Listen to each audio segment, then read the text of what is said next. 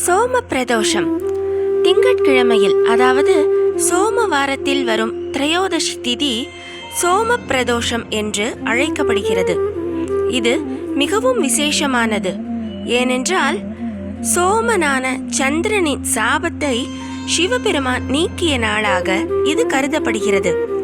இது வருகின்ற மார்ச் மாதம் 16ஆம் தேதி, அதாவது 16/3/2026 அன்று சோம பிரதோஷம் வருகிறது. இந்த நாளில் சிவனை வழிபடுவதால் கடன், வறுமை மற்றும் மன கஷ்டங்கள் நீங்கி ராஜயோக பலன்கள் நமக்கு கிடைக்கும். மாலையில் சிவாலய தரிசனம் செய்வது மிகவும் நல்லது. ஜாதகத்தில் சந்திரனால் ஏற்படும் மன அழுத்தம், கவலைகள் ஆகியவை நீங்கி தோஷங்களும் போக்கி நாம் வளமான வாழ்வு பெற இந்த சோம பிரதோஷ விரதம் இருப்பது மிகவும் சிறப்பானதாக கருதப்படுகிறது. சோமவாரத்தில் வரும் பிரதோஷ நாளில் விரதம் இருந்து சிவனை வழிபட்டால் தலையெழுத்தையே மாற்றக்கூடிய ராஜயோகம் நமக்கு கிடைக்கும். ஒவ்வொரு மாதமும் திரையோதசி திதி மாலை 4:30 மணி முதல் 6 மணி வரை, அதாவது அந்தி சாயும் நேரம் பிரதோஷ காலமாகும். இந்த பிரதோஷ நாட்களில் சிவாலயம் சென்று நந்தி தேவர் மற்றும் சிவபெருமானை நாம் வழிபட்டு தரிசனம் செய்தால் மிகுந்த பலன் கிடைக்கும். நந்திக்கு செய்யப்படும் அபிஷேகம் மற்றும் வழிபாடுகளை தரிசிப்பது வாழ்வில் உள்ள தடைகளை நீக்கும். திருநீலகண்டம் என்று உச்சரித்து நமசிவாய மந்திரத்தையும் ஜபித்து நாம் பிரதோஷ வழிபாடுகளை செய்யலாம். இந்த சோம பிரதோஷ வழிபாட்டால் வறுமை நீங்கி தொழில் மேன்மை அடைந்து நமக்கு கடன் தீரும் மற்றும் மன அமைதி உண்டாகும் என்பது சான்றோர்களின் வாக்கு.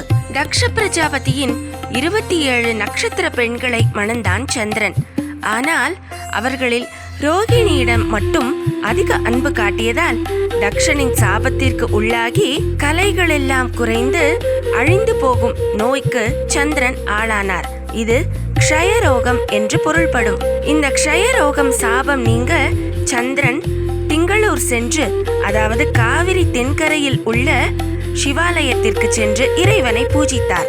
பங்குனி மாத பௌர்ணமியுடன் கூடிய ஒரு பிரதோஷ நாளில் சந்திரனின் வழிபாட்டில் மகிழ்ந்த சிவபெருமான் அவரை தன் தலையில் சூடி சந்திரமௌலீஸ்வரர் என்றும் சந்திரசேகரர் என்றும் அழைக்கப்பட்ட திருக்கோலத்திற்கு உருமாறி காட்சியளித்தார்.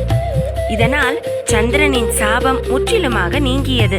சிவபெருமான் சந்திரனுக்கு சாபத்தை முழுமையாக நீக்காமல் தேய்ந்து பிறகு வளரும் சுழற்சியாக மாற்றினார்.